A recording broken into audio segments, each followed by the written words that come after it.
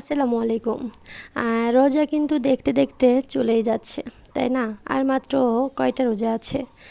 আসলে এই ১ মাস রোজাতে চেরিতে কত রকম খাবার খেয়েছি, আর একটু ভিন্নভাবে খাবার খেলে কেমন হয়? আমি আজকে দেখাবো ডিমের কোরমা। ডিমের কোরমাটা মিষ্টি হবে।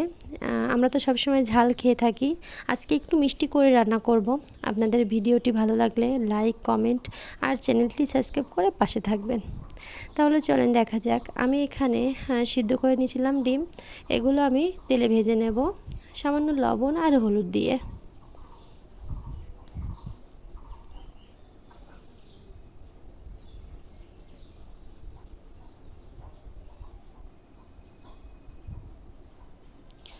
ডিমটা ভাজা হয়ে গেছে, আমি উঠিয়ে নিচ্ছি।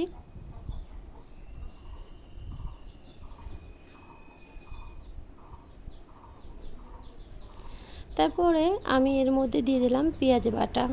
এখানে কিন্তু 1 থেকে 1.5 কাপ পেঁয়াজ নিয়েছি, আমি হালকা ব্লেন্ডার করে বেটে নিয়েছি। আপনারা চাইলে শিলপাটায় বাটতে পারেন। একটু কাঁচা গন্ধর জন্য একটু হালকা নাড়াচাড়া করে নেব, যাতে গন্ধটা চলে যায়। তারপরে মনে হলো তেলটা কম হয়ে গেছে, আমি আরেকটু তেল দিয়ে দিলাম। এর মধ্যে দিয়ে দেব দারচিনি, এলাচ আর জিরা। এর মধ্যে কিন্তু রসুন আর আদা বাটাটা দিবেন না, কারণ এটা দিলে ডিমের যে কোরমা ওঠার স্বাদটা পুরোটাই নষ্ট করে ফেলবে। আপনারা চাইলে দিতে পারেন, কিন্তু এটা দিলে ভালো লাগবে না খেতে। তারপর আমি মশলা ধোয়া একটু পানি দিয়েছি, দিয়ে মশলাগুলো কষিয়ে নেব। লবণ আর হলুদটাও দিয়ে একই সাথে আমি মশলাটা কষিয়ে নেব।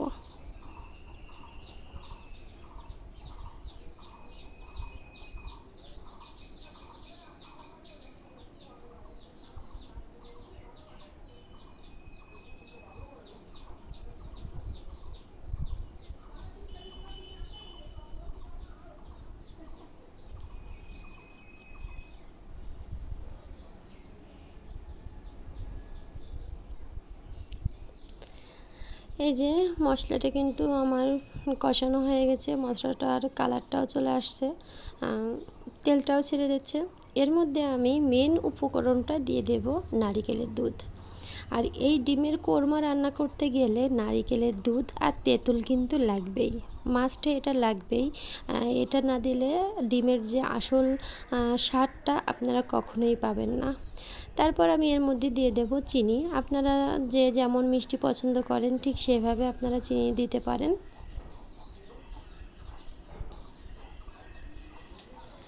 তারপর আমি এখানে আগে থেকে আমি তেঁতুল একটু পানি দিয়ে ভিজিয়ে রাখছিলাম, সেটুকু দিয়ে দেব।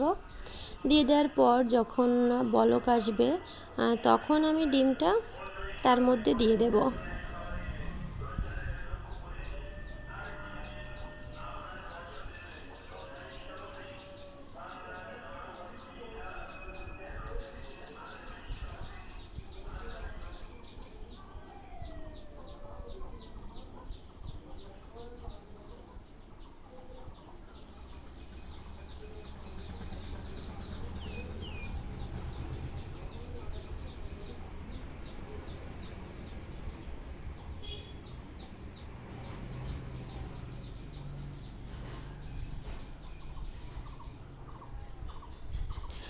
ডিমটা আমার সম্পূর্ণ দেয়া হয়ে গেছে।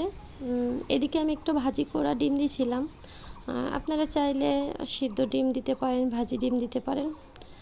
এদিকে আমার ডিমের কোরমার আসল লুকটা চলে আসছে, আপনারা যেমন ঝোল খাবেন ঠিক তেমনটাই রাখবেন।